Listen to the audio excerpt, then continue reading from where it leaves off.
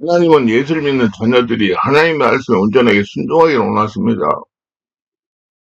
하나님은 온전하게 순종하는 성도의 현실 문제를 해결해 주십니다. 많은 분들이 의지하고 맡긴다는 진리를 바르게 깨닫지 못합니다. 의지한다는 것은 하나님의 뜻에 순종한다는 것입니다. 믿는 자의 모든 삶을 하나님이 계획해 주셨습니다. 사람의 마음으로 자기 길을 계획할지라도 그 걸음을 인도하시는 이는 여호와십니다. 잠언서 16장 9절입니다. 사람이 마음에 많은 계획이 있어도 오직 하나님의 뜻만이 완전하게 선다고 말씀하셨대요. 하나님의 계획 뜻을 알고 순종하는 것이 의지한다는 것이라고 저는 생각합니다. 자신의 계획을 가지고 일을 추진하는 것이 아니고 하나님의 계획 뜻을 따라서 일을 추진하는 겁니다. 그러면 하나님께서 자기 인생을 책임지실 것입니다. 자신이 생각하여 도저히 합리적이지 않고 이해하지 못할지라도 하나님 뜻에 순종하면 하나님께서 이루신다는 겁니다. 성경에 기록된 예를 보겠습니다. 첫째, 여리고성이 무너집니다. 성경 말씀 보면 여호수아와 이스라엘 백성들이 애굽에서 나와서 가나안 땅에 들어갈 때 여리고 평지에서 7일 동안 여리고성을 둘러싸고 돈 것이 기록되어 있습니다. 이것은 우리가 현실 문제 해결할 때 아주 적절한 예가 되는 것입니다. 여호수아가 초롱성 같은 여리고성을 바라보며 하나님께 기도했습니다. 하나님, 여리고성을 어떻게 해야 무너질까요? 하나님, 여리고성을 어떻게 해야 무너질까요? 여호와께서 여호수아에게 이르시되 보라, 내가 여리고와 그 왕과 용사들을 내 손에 넘겨주었으니 너희를 모든 군사는 이 성을 둘러 성주에 매일 한 번씩 돌되 6살 동안은 그리하라. 제사장 일곱 양나라를 잡고 언약궤 앞으로 나아갈 것이요 일곱째 날에는 그 성을 7번 돌며 그 제사장들 나팔을 불 것이며 세상에 양강 나팔을 길게 불어 그 백성 소리가 너에게 들릴 때 백성은 다 큰 소리를 외쳐 부를 것이다. 그리하면 성벽이 무너지리니 백성은 각기 앞으로 올라갈지니라. 여호수아 6장 2절로 5절.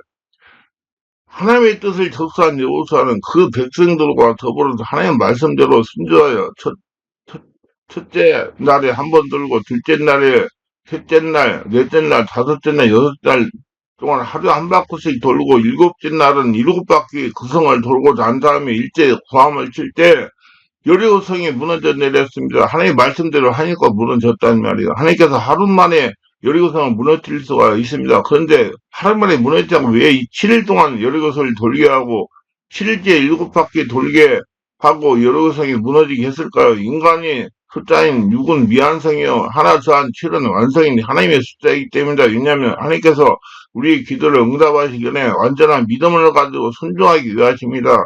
하나님은 깨닫게 하기 위해서 우리를 참하게 하시는 것입니다. 하나님의 말씀에 순종해야 문제가 해결된다는 것을 믿게 하기 위함입니다. 야고보서 1장 3절에 너희 믿음의 시련이 인내를 만들어내는 줄 너희가 알미라고 말하고 있는 것입니다. 믿음의 시련을 당해서 인내가 살아있는 온전한 믿음이 되게 하는 것입니다. 그렇기 때문에 우리가 현실 문제를 하나님 방법 해결할 때 이스라엘 백성이 여리고성을 순종하며 돌던 것처럼 우리가 순종하여 믿음으로 하나님 앞에 나왔는지 시험해 보시는 겁니다. 또 순종하면 하나님께서 하신다는 걸 체험하게 하시는 것입니다. 이스라엘 백성이 여리고성을 도는 장면을 우리는 상상해 볼 수가 있습니다. 아마 첫째 날 그들이 여리고성을 돌면서 이 철벽성을 눈으로 봤을 겁니다. 야, 이렇게 철벽성이 무너질 수 있는가? 그들은 진에 와서 그것을 생각하고 기도했을 겁니다. 눈에 보이는 것을 극복하지 못했더라면 이튿날 그들은 그만 낙심하고 돌지 않았을 겁니다. 그러나 그들은 전에 돌아와서 눈에 보이는 그 성벽에 대한 것을 기도하며 하나님께 하신다는 믿음으로 불안과 공포를 극복했으나 또 이튿날 또 그들이 성을 돌 때 성에는 모든 여리고 군대들과 경찰들과 백성들이 이스라엘 백성을 조롱하고 고함을 칩니다. 그들은 잘 먹고 잘 입고 무장을 잘했습니다. 당일 동에 온 이스라엘 백성들보다 훨씬 더 건강해 보이고 더 무장이 잘 되어 있고 든든해 보입니다. 그래서 그들이 조롱하는 소리와 천지를 진동하는 고함 소리를 듣고 그러고 다음에 이스라엘 백성이 진에 들어와 과연 저성이 무너질 것인가? 저성을 정복할 수 있을까? 그를 생각하고 또 기도하고 하나님의 말씀을 생각하고 염려와 근심에 그들은 극복을 해야 했습니다. 그렇지 않았다면 사흘 때는 돌지 않았을 겁니다. 그러나 또 일어나서 사흘째 그 성을 도는데 가만히 보니까 분위기가 절대로 무너질 것 같지 않습니다. 사흘째 돌고 와서 지내와서 또 그들은 염려합니다. 전체적인 분위기를 볼 때 문의를 아무런 징조도 보이지 않은 그래서 그들은 또다시 거기서 염려하고 근심하며 기도해서 하나님이 하신다는 믿음이 충만해져 그 분위기를 극복한 겁니다. 나을 때 돌 때는 또 그들에게 심한 의심이 다가왔습니다. 이렇게 돈다고 성이 무너지는 전에 경험이 없는데 그런 사리가 없는데 이 성이 과연 무너질까? 그래서 그들은 정신적인 그 회오리 바람을 또다시 기도하고 하나님을 믿고 나을 때 극복한 것입니다. 그러고 난 다음 다섯째는 또 돌면서 그들은 생각하기를 우리가 믿는 하나님은 모든 것이 너무나 비이성적인 것이 아닌가, 비과학적인 거 아닌가, 어떻게 이런 튼튼한 성에 저절로 무너질 수가 있느냐. 그래서 이성적인 공격을 당하고도 그들은 그를 또 기도하고 하나님을 믿는 믿음을 가지고 극복해야만 하는 것입니다. 여섯째는 아무리 해도 아무런 느낌이나 징조가 없는데 이거 과연 우리가 헛수고하는 거 아닌가? 지금까지 여섯 번째 도는데도 아무런 징조가 없지 않느냐? 이거 헛수고가 아닌가? 그런 마음의 불안과 공포가 있었을 겁니다. 그들이 또다시 진해와서 기도하고 그것을 극복해야만 되는 겁니다. 불안해하는 백성들에게 여호수아가 하나님께서 분명하게 여로성을 무너지게 하시니 믿음을 가지고 순종하자고 담대히 말했을 겁니다. 일주일째 이제 도는데 그들은 끝까지 말씀을 믿어볼 만한가? 정말 눈에 아무 정 안 보여 귀에 아무 소리 안 들리고 손에 잡히는 거 없는데 말씀만 믿고 돌아도 될 것인가? 그러한 마음의 회오리 바람을 그들은 기도와 믿음으로 극복을 해야만 했을 겁니다. 그래서 마지막 일곱 번째 날 일곱 바퀴를 돌고 난 다음에 그들은 믿음이 완성이 되었습니다. 모든 의심과 불안을 극복하고 이제 해냈다는 성취감으로 마음속에 깊은 평안의 믿음이 도달했을 때 그들이 고함 소리는 천지를 진동하는 고함 소리가 되었고 그 믿음의 소리와 하나님께서 말씀하셨습니다. 내 믿음대로 될지어다 순식간에 열리성이 무너진 것입니다. 히브리서 10장 38절에 보면 오직 나의 영은 믿음 없는 살리라. 또한 뒤로 물러가면 내 마음이 저를 기뻐하지 아니라 말씀한 겁니다. 히브리 11장 1절 2절에 믿음은 바라는 것들의 실상이 보지 못하는 게 증거라고 말한 것. 그러므로 그들이 완전한 믿음에 도착할 때까지 하나님은 일주일 동안 여리고성을 돌고 또 모든 시련을 극복할 수 있는 그러한 시험을 해보시는 것입니다. 하나님께서 믿음을 것을 기적을 행하신다는 걸 체험하게 하십니다. 우리가 시험을 통과하려면 이제는 믿음이 완전히 서서 눈에 안 보이는 거 안 보이고 귀에 아무 소리 안 들리고 손에 잡히는 게 없어도 단호하게 나설 수 있는 그런 믿음의 자세까지 도달해야 되는 것입니다. 하나님 살아계신다, 하나님 하신다는 믿음. 안 보이지만 하나님 살아계시니 하나님께서 분명히 하라는 대로 하는 순종하면 해결하신다. 그런 믿음이 중요한 겁니다. 또 우리 기도는 왜 7일 동안이나 걸리냐 하면 마귀의 배후 세력을 완전히 묶어버려야 되는 겁니다. 마태복음 18장 18절에 진실로 너에게 이르니 무엇인지 너희가 땅에서 베면 하늘에서 베일 것이요 무엇이든지 땅에서 풀면 하늘에서 풀리라고 말씀한 겁니다. 이스라엘 백성이 여리고성을 한 바퀴 돌 때 벌써 밧줄이 여리고성을 묶은 것입니다. 두 바퀴 돌 때 벌써 두 번째 칭칭 감는 겁니다. 세 바퀴 돌 때 세 번째 믿음으로 마개진을 감은 것입니다. 네 바퀴 돌 때 네 번째 칭칭 감았습니다. 다섯 바퀴 돌 때 다섯 번째 감았습니다.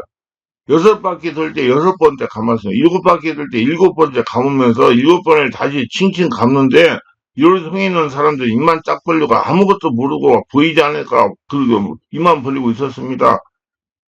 영적인 눈이 열리지 않았기 때문에 마지막 고함을 친 것은 칭칭감은 그 믿음의 밧줄을 잡아당긴 겁니다. 땅에서 베면 하나님 매일 거죠. 땅에서 마귀를 완전히 대적하여 묶고 고함 치니 여리고성이 무너져버리고 마는 것입니다.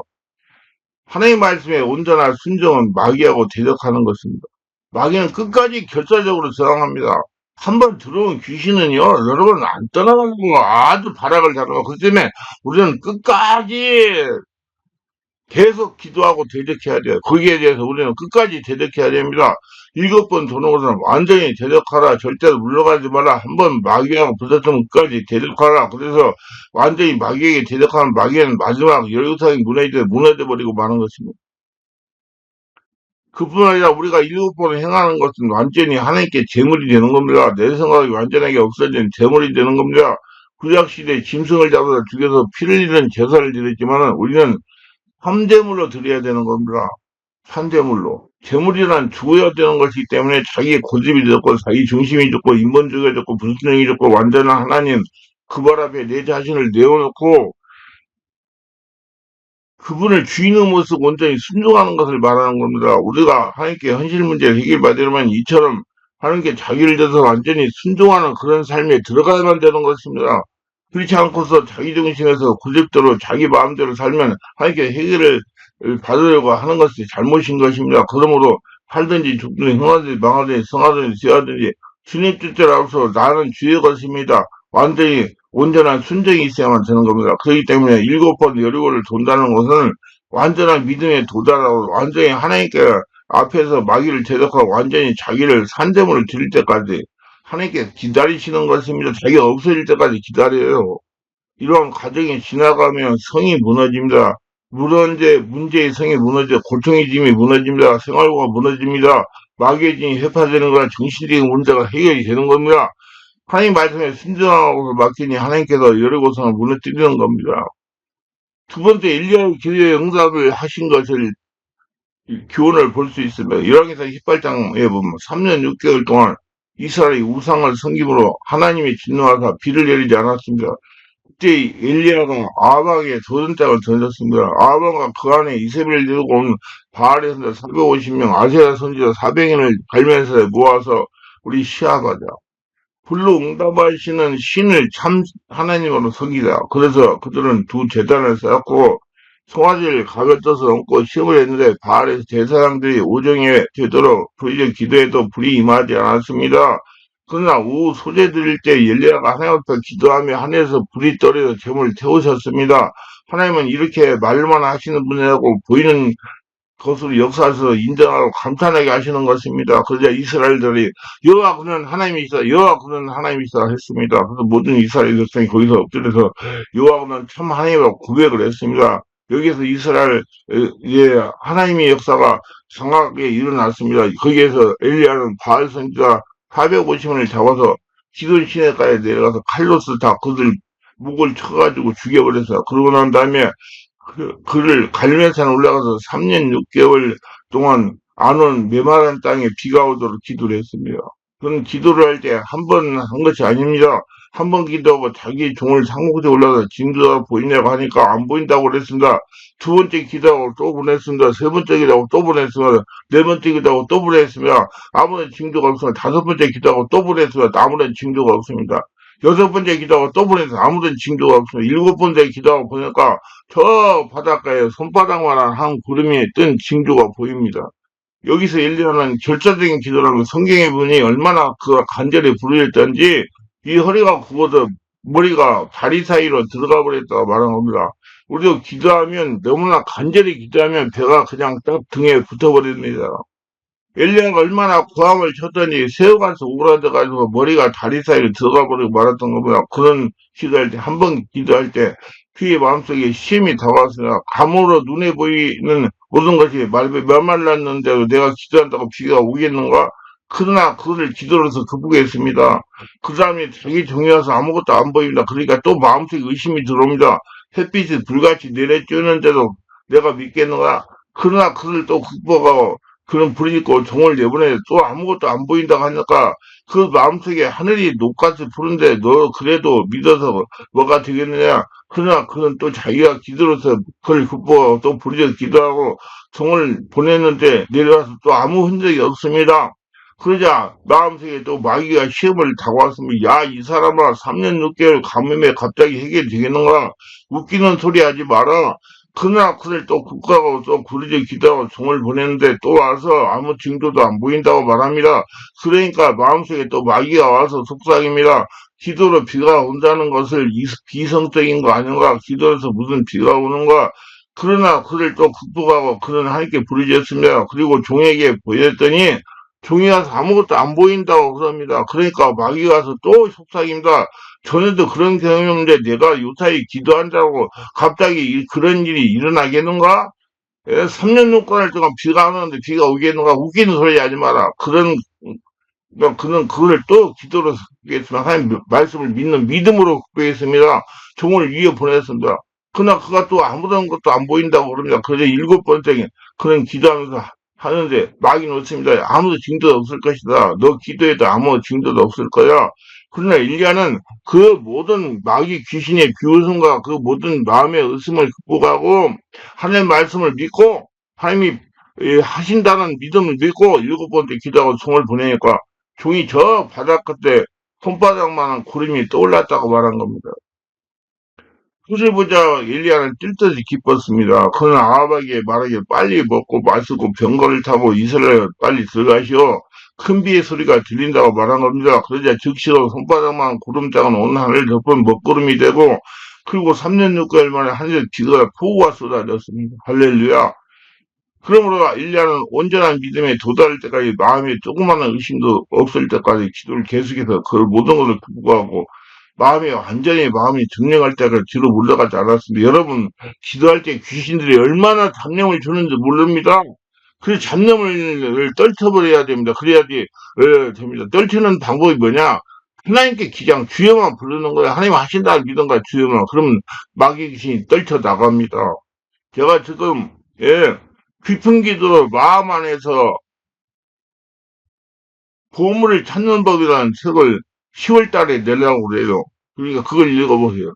여러분 마음 안에서 보물을 찾으려고 하면 절대 잡념에 따라가면 안 되고 자기 안에 하나님만 불러야지 주여 주소에만 집중해야 됩니다. 그러면 여러분 깊어집니다. 하나님이 7번 시험했어요. 7번이라는 것은 완전한 믿음이 들어올 때까지 엘리야가 완전히 없어질 때까지 하나님께만 믿는 믿음으로 자랄 때까지 하나님께서 시험해 보는 것이라 쉽게 뒤로 물러가면 안 됩니다. 기도할 때 바로 비를 맞고는 공중에 권세 잡은 원수마귀와 대결한 것입니다. 비의 기도가 상달을 할 때 원수마귀가 막습니다. 그러나 하나님은 하나님의 뜻을 따르는 마음의 합한 자의 기도를 응답하십니다. 엘리야와 같이 불이 내고 비들을 쫓아내고 비 오기를 기다리며 3년 6개월 동안 비가 오지 않았던 녹화가 하늘에 구름땅이 생기고 비가 오는 것입니다. 믿으세요. 여러분도 그런 기적을 체험하시기 바랍니다. 빛을 해결한 선지자성도 보입니다. 열왕기하 4장 1절로 7절에 기록된 사건이고 엘리야의 선지자가 선지학기를 경험하고 있었는데 그 학생 중에 한 사람이 죽었습니다. 그러자 그 학생의 아내와 두 아들을 체주에게 빚을 갚지 못하므로 그 체주와 그 아들을 둘을 잡아가지고 종으로 팔려고 그랬습니다. 가부가 하나님의 사람인 엘리사에게 와가지고 눈물로 호소했습니다. 우리 남편이 살아있을 때 여호와를 잘 섬겼는데 세상을 떠난 다음 이제 체주가 와서 아이들을 잡아다가 종으로 팔려고 하는데 어떻게 해서든 나를 도와주소서. 그때 엘리사가 물었습니다. 너희 집에 무엇이 있는지 내게 구하라. 우리 집에 기름 한 병밖에 아무것도 없습니다. 그러면 가서 온 이웃의 그릇을 구하되 많이 구하라. 그리고 문을 닫고 그 그릇에 기름을 부어라. 그 가부가 집에 가서 엘리사의 말대로 자기 아들과 함께 그릇을 잔뜩 빌려서 집에 갖다 놓고 문을 닫고 기름병을 부니 그릇에 기름이 가득해집니다. 또 옮겨놓고 또 붓고 또 옮겨놓고 또 붓고 마지막으로 얘야 그릇 가져와라. 어머니 이제 그릇이 없습니다. 그릇이 없다고 하자 기름이 그쳤다고 말했습니다. 그래서 그 기름을 팔아 빛을 갖고 나머지로서 그들이 생활할 수가 있다는 것입니다. 이 이야기를 통해서 우리가 깨달아야 할 것은 하나님께서 우리 현실 문제의 해답이 되신다는 걸 알아야만 되는 겁니다. 어떤 사람들은 말하기를 하나님은 우리의 물질적인 현실 생활에 과외에는 무관심하다고 가르칩니다. 그건 크게 잘못된 것입니다.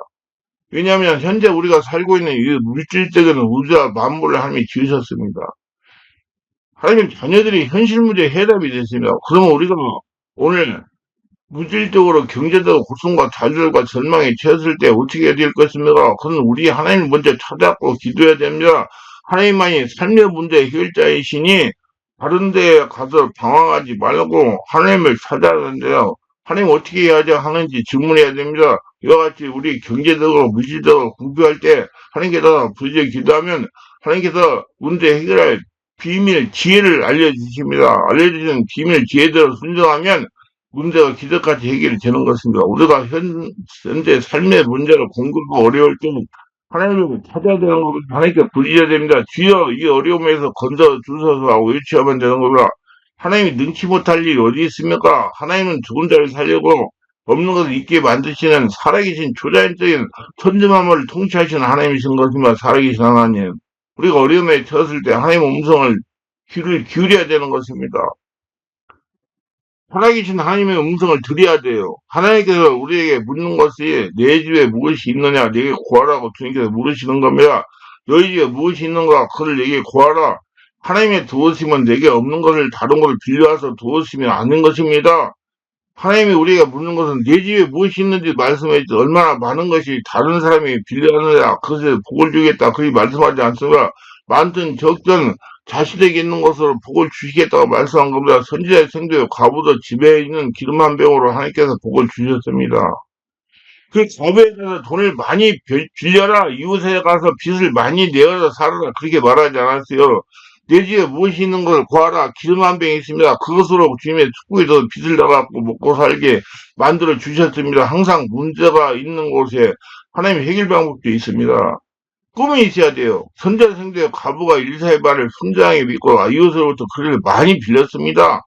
말대로 순종했다는 거예요. 그 많은 그릇에 기름을 가득 찰 것을 꿈꾸었습니다. 조그만 그릇에 기름 한 병밖에 없는데 선지자 엘리사가 빈 것을 많이 빌려와서 그곳에 기름을 부으라고 했습니다. 웃기는 소리 아닙니까? 그 많은 대야 큰 덕을 빌려와서 조그만 병에 기름으로 붓는다고 거기에 기름이 가득 찰 턱이 있습니까? 그런데도 그가 성도의 과부는 엘리사의 말을 듣고 믿고 그대로 되는 꿈을 꾸고 그대로 순종했습니다. 부푼 꿈을 가졌어요. 그래서 실천한 결과로 기름에 가득히 얻어서 빚을 갖고 살아갈 수가 있었습니다. 우리에게 지금 삶에 현재 있는 문제를 가지고 절망해서는 안 됩니다. 우리가 아무것도 없고 채무가 많다고 이제 죽는다고 생각하면 안 됩니다. 우리에게 무엇이 있는가 말해야 됩니다. 우리에게 하나님이 계신 거죠. 물질이 있는 것이 아니라 하나님이 계십니다. 하나님이 계시면 우리가 하나님께 기도하여 하나님 말씀 따라 순종할 때 삶의 문제는 기적같이 해결이 되는 겁니다. 삶의 문제는 자신의 문제가 아니라 하나님의 문제라는 믿음이 또한 중요합니다. 하나님께서 삶의 문제를 통해서 성도를 온전하게 순종하는 믿음의 사람으로 만들어 가십니다. 하나님께서 크리스천을 통하여 이 땅에 하나님 나라를 건설해야 되기 때문입니다. 그래서 하나님을 믿음의 사람들 다 만드는 거예요. 하나님 말씀에 순종하는 사람, 하나님 말씀을 듣고 온전하게 순종할 때 이 땅에 마귀 귀신이 물러가기 때문이다. 인간적인 요소가 조금이라도 섞이면 온전한 하나님의 역사가 일어나지 않아 하나님을 좀 수용할 수가 없습니다. 그래서 성도들을 온전하게 순종하는 훈련을 시키시는 겁니다. 의지하는 것은 하나님 뜻에 온전하게 순종하는 것이요. 맡기는 것은 하나님의 기적적으로 문제를 해결할 수 있는 것입니다. 그러면 의지는 하나님 말씀대로 순종하는 거 맡기는 건 하나님이 그걸 문제를 해결한다는 믿음을 가지고 기다리는 거예요. 하나님 절대로 성도들이 자신의 생각대로 행동하지 못하게 하십니다. 그건 3차원이기 때문에 귀신의 장난에서 절대 살아남을 수 없기 때문에 5차원의 주단적인 하나님의 방법으로 문제를 해결하고 나왔습니다. 성경에는 아브라함이나 이삭이나 야곱이나 모세나 다윗의 경우도 이해가 되는 겁니다. 하나님은 하나님 말씀에 온전하게 순종하는 사람이 될 때까지 체험하며 훈련하게 하십니다. 그래야 하나님 말씀에 온전하게 순종하는 사람을 통해서 하나님 일을 진행하십니다. 순종하는 사람으로 훈련하는 매개체가 삶의 문제입니다. 삶의 문제에 봉사할 때 하나님께 해결 방법을 받아 해결하는 습관을 들여야 성령인도로 이 땅에서 천국을 누리며 하나님의 살아계심을 체험하며 하나님의 자녀다운 삶을 살 수가 있습니다. 기도합니다. 오늘도 저희 설교를 끝까지 시청하시면 축복하시고 구독, 좋아요, 알람 설정, 공유하시면 축복하시고 모두 다 성령 보내주심으로 삶의 문제가 있을 때 자기가 이 방법 저 방법 다 해가지고 다 흩어뜨리지 말고 나는 예수 믿고 예수 태어나 예수님 인생이라니 이 문제는 하나님의 문제를 생각하고 기도해야 하나님의 지혜를 받아서 순종해가지고 하나님의 기적적인 해결책을 해결하는 걸 체험하는 모든 되게 하소서 예수님 이름으로 기도합니다. 아멘.